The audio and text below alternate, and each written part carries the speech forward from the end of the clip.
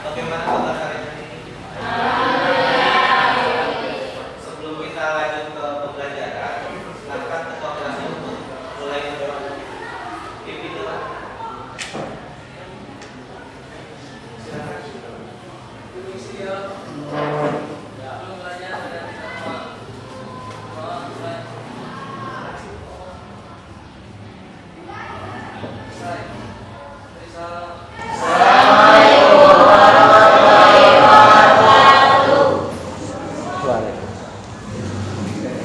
Sebelum memulai pembelajaran, Bapak di sini ingin melakukan persepsi dulu kehadiran. Aditya Grahama, Abdillah, Alia Zahra, Kainat Ahmad Adil, Tutup Adil.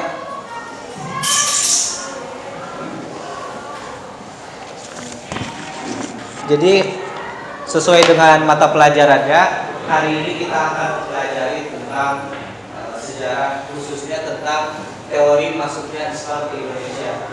Sebelum Bapak mulai, sini ada yang tahu nggak teori masuknya Islam ke Indonesia? Ada yang sudah tahu atau tidak? Nah, sudah tahu? Ya, perdagangan.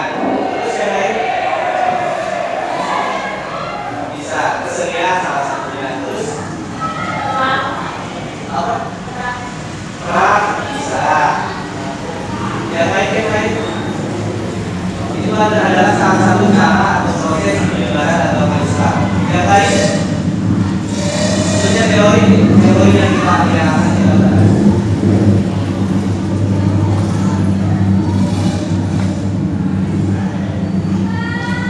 Oke, sebelum lanjut, tadi kan udah tahu tuh bagaimana penyebaran agama Islam. Ada kemudian ada perang, terus ada perdagangan juga. Nah, di sini tujuan pembelajaran kita pada hari ini adalah kalian diharapkan untuk bisa menganalisis dengan cermat bagaimana teori masuknya Islam di Indonesia. Kemudian yang kedua yaitu diharapkan kalian bisa menganalisis atau mengetahui setidaknya kelebihan dan kekurangan dari teori masuknya agama Islam ke Indonesia. Tuh. Jadi kalau tadi yang disebutkan itu adalah proses penyebarannya, yang akan kita bahas hari ini adalah teori. Jadi kenapa Islam bisa masuk ke Indonesia? Kan kalau kata guru sejarah, Indonesia itu pada zaman dahulu adalah kerajaan-kerajaan yang terkenalnya adalah Buddha. Sementara sekarang bisa jadi mayoritas agama Islam. Kan gak mungkin gitu tiba-tiba masuk agama Islam ke Indonesia dengan tiba-tiba datang aja. Pasti ada sebabnya, pasti ada caranya, pasti ada proses penyebarannya. Nah, ini alur pembelajaran yang akan kita laksanakan hari ini. Tadi sudah kita berdoa, kemudian persepsi, kemudian nanti akan ada kesepakatan kelas yang akan kita sepakati bersama. Kemudian nanti ada inti atau pemaparan materi yang akan disampaikan oleh Bapak. Kemudian ada mengerjakan LKPD. Mengerjakan LKPD di sini adalah maksudnya diskusi kelompok. Jadi akan dibagi menjadi 6 kelompok yang akan kita bawakan. Kemudian nanti di akhir ada penutup, yaitu penutup ada yang pertama penguatan materi dan yang terakhir adalah berdoa.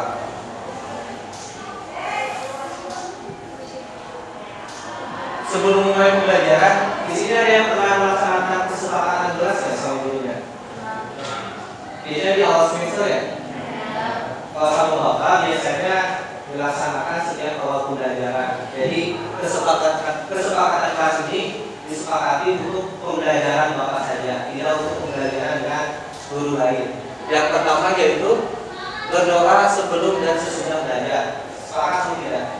Sepakat. Karena tadi sudah kita katakan. Kemudian yang kedua saling menghargai dan menghormati. Jadi di sini saling menghormati satu sama lain, khususnya antara kalian nanti ketika sedang melakukan diskusi. Kemudian menyimak penjelasan guru. Yang di sini seperti biasa itu adalah kewajiban setiap peserta didik sebenarnya. Kemudian menggunakan gawai dengan bijak. Ada yang tahu gawai apa? Handphone. Nah, nanti gunakan handphone dengan bijak ketika nanti sedang melaksanakan diskusi. Dan yang terakhir yaitu menjaga kebersihan. Ini ini merasa lumayan Muslim. Ada yang ingin tambahkan atau yang tidak sepakat?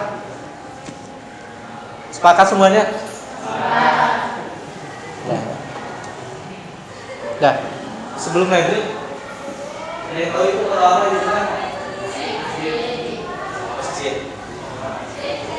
Ada yang unik dari masjid ini apa? Ada yang bisa coba tangan? Yang unik dari masjid ini? Kita tahu kan kalau masjid itu adalah tempat beribadahnya agama Islam. Yang unik dari masjid ini apa? Bisa lebih keras lagi? Ya. Nah ini masjidnya ini masih bangunannya masih sama kan ya. Jadi salah satu keunikan yang ada di Indonesia adalah bagaimana akulturasi budaya Islam dengan budaya yang sudah ada sebelumnya. Kira-kira ada yang tahu nggak tujuan kenapa akulturasi ini terjadi? Ya, itu salah satu alasan utamanya adalah agar agama Islam itu gampang diterima oleh masyarakat. Terus ada juga kalau kalian tahu kan biasanya perempuan nih kalau ibadah menggunakan apa? Mukena. Nah, mukena itu sebenarnya cuma ada di daerah negara-negara Nusantara aja, Indonesia, Malaysia, Brunei. Sementara di luar negeri biasanya tidak menggunakan itu. Nah, itu adalah salah satu akulturasi budaya juga yang diterapkan oleh para penyebar agama Islam. Dan sebenarnya masih banyak lagi selain ini. Kemudian ada nisan juga. Kemudian kalau cowok tuh menggunakan sarung. Nah, sarung kan itu khas Indonesia tuh. Sebenarnya kan nggak yang di belakang. Jadi ini adalah peta persebaran agama Islam di Indonesia. Kalau dipikir-pikir mungkin sekarang kan Indonesia itu kan luas ya. Pulaunya banyak, kemudian lautannya luas. Salah satu cara penyebarannya itu tadi yang disebutkan tadi apa namanya? Perdagangan. Perdagangan melalui jalur laut. Karena kalau misalkan jalur darat itu nggak mungkin, kemudian jalur udara pada zaman dahulu juga nggak mungkin. Nah ini proses masuknya Islam ke Indonesia. Yang pertama di sini ada teori masuknya yang akan nanti kita bahas lebih dalam. Yang pertama adalah teori Gujarat. Ada yang tahu Gujarat di mana? Iya. Gujarat di India. Kemudian kedua Persia. Ada yang tahu Persia? Sekarang beda atau negaranya ganti namanya? Bukan Persia lagi. Bukan Sudan. Sudan itu masih Afrika. Ya, sekarang itu jadi negara di kawasan Iran. Kemudian teori Mekah, kalau teori Mekah udah jelas ya, kalian udah tahu. Kemudian selanjutnya itu cara penyebarannya, tadi udah disebutkan ada yang perdagangan, kemudian perkawinan.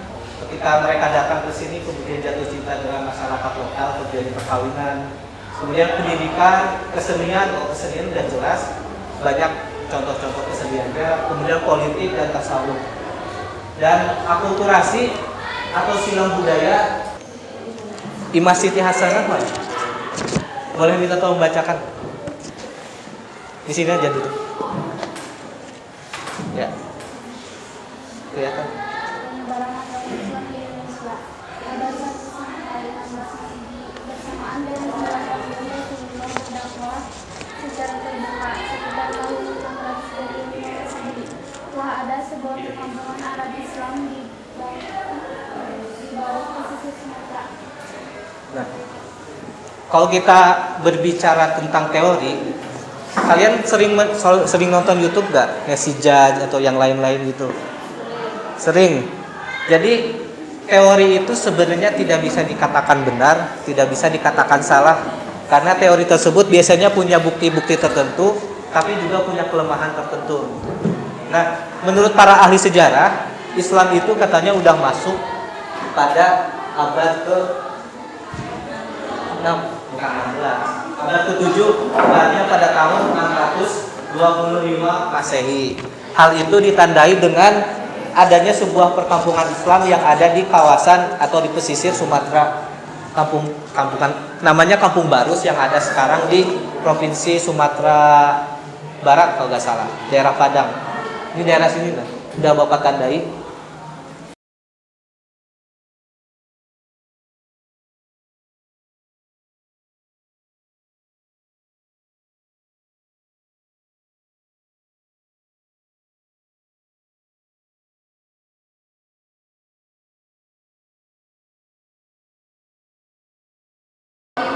Kalau nggak ada, kita diskusi kelompok. Jadi kelompok ini kelas ini kita bagi menjadi 6 kelompok, di mana nanti kalian akan mendapatkan mengulangi setiap kelompok akan mendapatkan ini sebut saja aktif. Nanti kalian mencari kata-kata tersembunyi yang ada di sini yang sudah Bapak jelaskan tadi. Terus setelah ditemukan, nanti kalian analisis atau deskripsikan lah kalian. Misalkan kalian menemukan kata mutiara, nah maksud dari mutiara itu apa?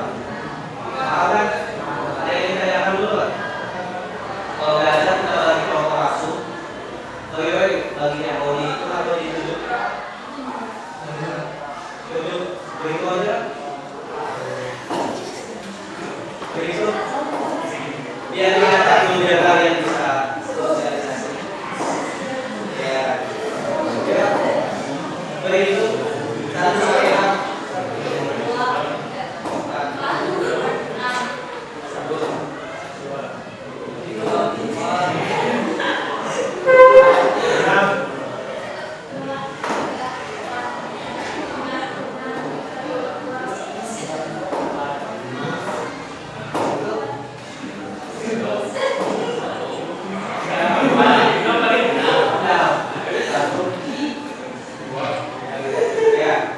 Silakan kalian berkumpul dengan kelompoknya masing-masing.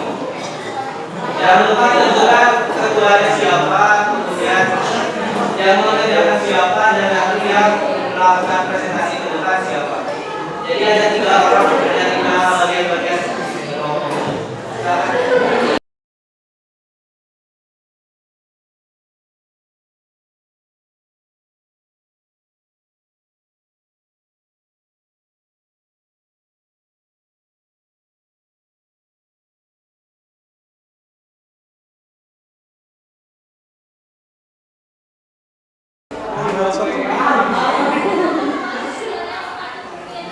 Ditungguin ketuanya siapa? Tunjukin aja nanti. Terus yang presentasi ke depan siapa?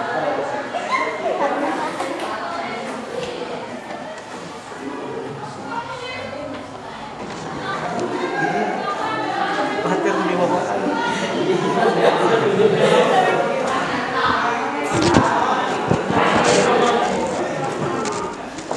Cahaya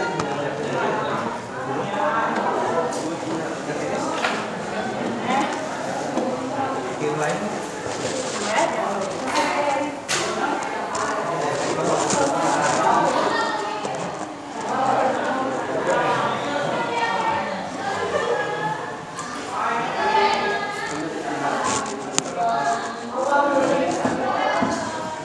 Kalau birunya disebut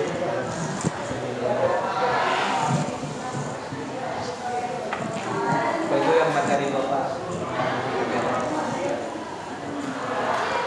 Pak.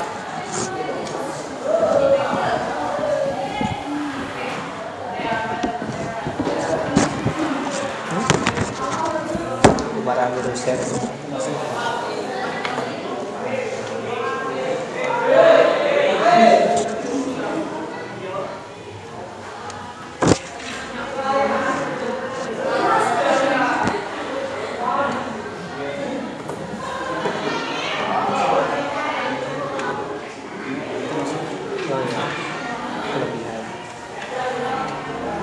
Kelebihan berarti ada satu lagi.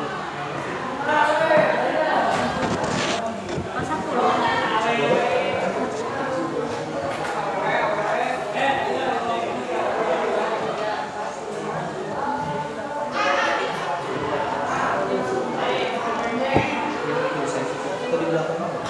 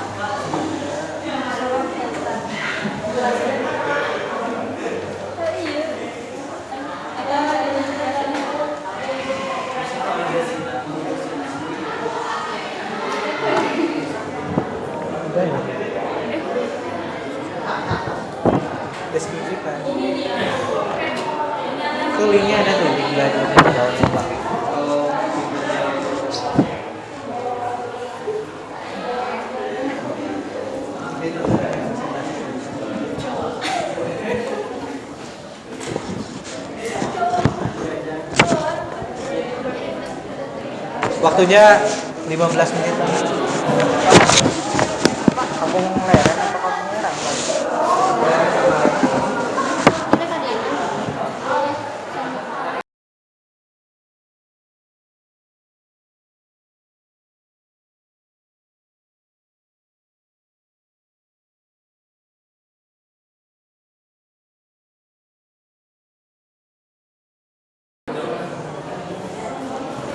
Ya, waktunya habis. Udah. Selanjutnya kita presentasi sesuai dengan pertama tadi teori apa? Gujarat. Jadi nanti kan ada 2 kelompok nih. Setiap kelompok ada perwakilannya untuk baju ke depan nanti. Jadi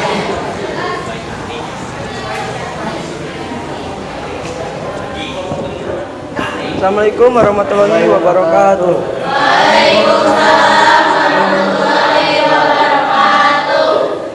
Kami dari kelompok 4 ingin mempresentasikan hasil dari kerja kelompok kami. Kami akan membahas kembali tentang teori Gujarat. Yang pertama, Kerajaan Samudra. Kerajaan Samudra Pasai terletak di Aceh dan merupakan kerajaan Islam pertama di Indonesia. Yang kedua, Sultan Malik As-Saleh adalah sultan pertama Kesultanan Samudra Pasai. Ia memerintah mulai tahun 1267. Sultan Malik As-Saleh satu-satunya raja yang bisa membaca Al-Quran pada abad 13 dahulu. Maka beliau mulanya bernama Merasilu. Akhirnya bergelar Maliku As-Saleh, artinya Malik yang soleh. Yang terakhir, Snow Horronze adalah seorang orientalis ternama berkebangsaan Belanda yang menghabiskan banyak waktunya untuk mempelajari Islam. Sekian, terima kasih. Assalamualaikum warahmatullahi wabarakatuh.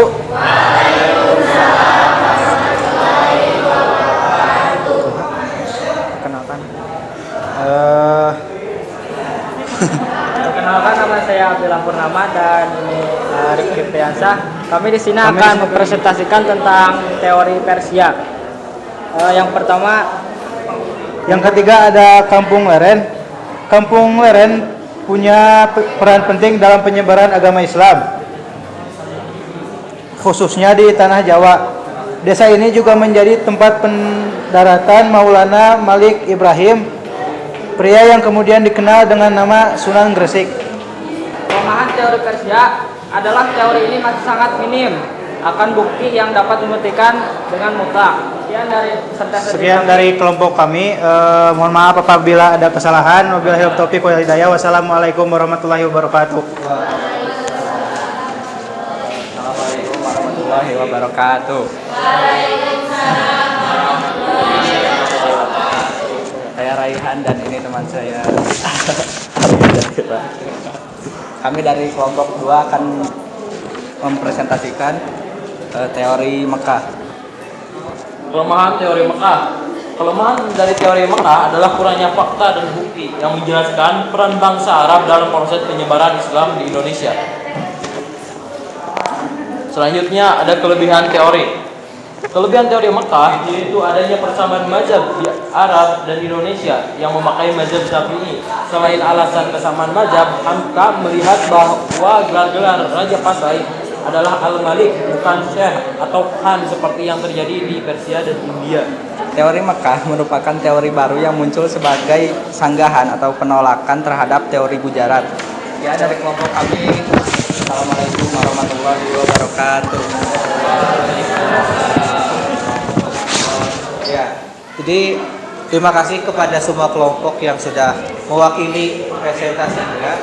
Tadi presentasinya udah bagus. Dan sini kita masuk ke kegiatan yang terakhir, yaitu menyimpulkan dari kegiatan hari ini. Ada yang bisa menyimpulkan nggak materi atau hal-hal yang telah didapat pada hari ini? 1 atau 2 orang, silakan. Jadi kesimpulannya bahwa rata-rata dari proses masuknya Islam ke Indonesia itu masuk dari sistem perdagangan, Pak. Dan ada beberapa teori seperti teori Gujarat, teori Persia, teori Mekah, dan ada lagi satu teori yang tidak dibahas yaitu teori Cina. Dan dia setiap teori pasti punya kekurangan dan juga kelebihannya masing-masing, Pak. Seperti teori Mekah, kelebihannya itu adanya persamaan mazhab Syafi'i. Tetapi kelemahannya itu kan nggak ada bukti yang akurat gitu, seperti dalam pembentukan masjid. Tapi mungkin pembentukan masjid yang berbeda pun bukan berarti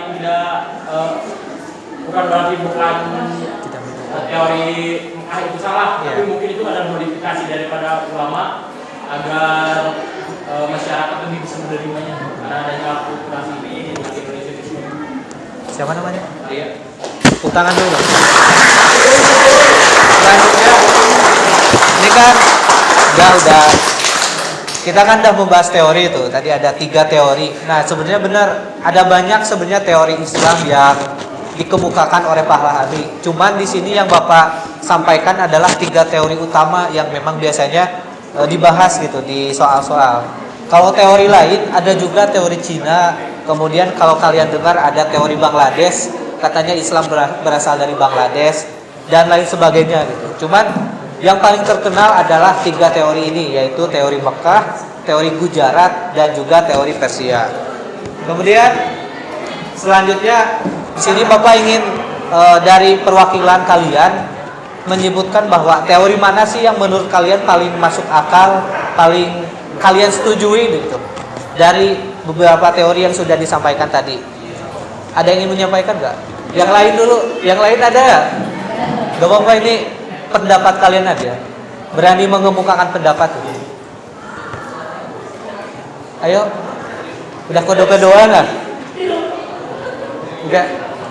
Mau? Menurut saya sih yang paling kuat Pak teori Mekah. Soalnya ya dari asalnya langsung. Kalau teori Gujarat kan di India juga Islam itu bukan mayoritas Pak. Dan yang masuk akal tapi kan nggak mayoritas itu Pak. Sedangkan dari Mekah itu dari sumbernya langsung. Terus teori Persia kan dulu Persia juga rata-rata bukan provinsi apa masih ada bangsa-bangsa Romawi kan Pak. Dan teori provinsi dan juga ada bukti-bukti kampung Arab, adanya Arab, berarti itu adanya percampuran pernikahan orang-orang Arab dibandingkan teori Gujarat kan nggak ada keturunan India gitu Pak. Beragama Islam rata-rata keturunan India dan Indonesia agamanya asing gitu. Sekali lagi.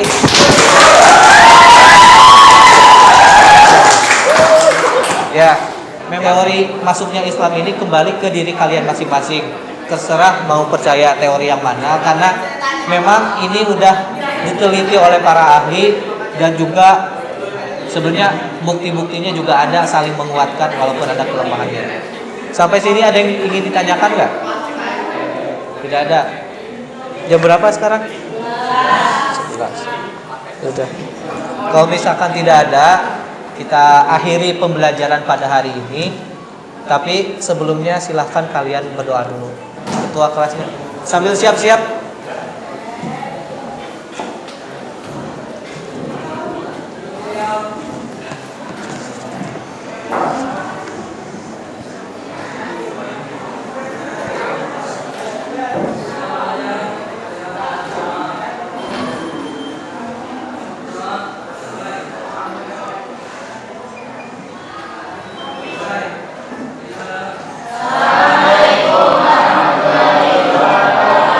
Waalaikumsalam warahmatullahi wabarakatuh.